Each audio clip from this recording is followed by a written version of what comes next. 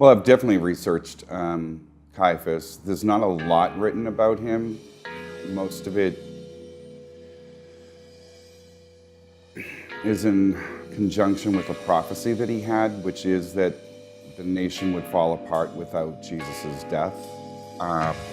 And there's some people, scholars, who think that it was self-serving because of the Senate and the wealth that they all had because of his position as high priest. Interestingly enough, Annas is actually his father-in-law, so I don't think a lot of people know that. And Annas had 5 other sons who were also high priests, but Caiaphas was the son who was appointed by the person who was in charge just before Pontius Pilate. So it's kind of interesting. I always try to think, like, how does a show not exist if my character's not in it? And clearly, if Caiaphas is not in this show, then Jesus Christ potentially is not crucified. So there is no show without Caiaphas.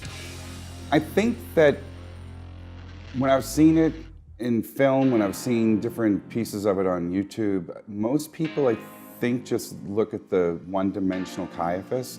I don't think Caiaphas really thinks he's doing the wrong thing. I do believe that Caiaphas is trying to do the betterment for the nation, for what he believes is right. And I don't think he feels that crucifying Jesus or killing Jesus is actually a bad thing. Because it's a sacrifice for the rest of his people.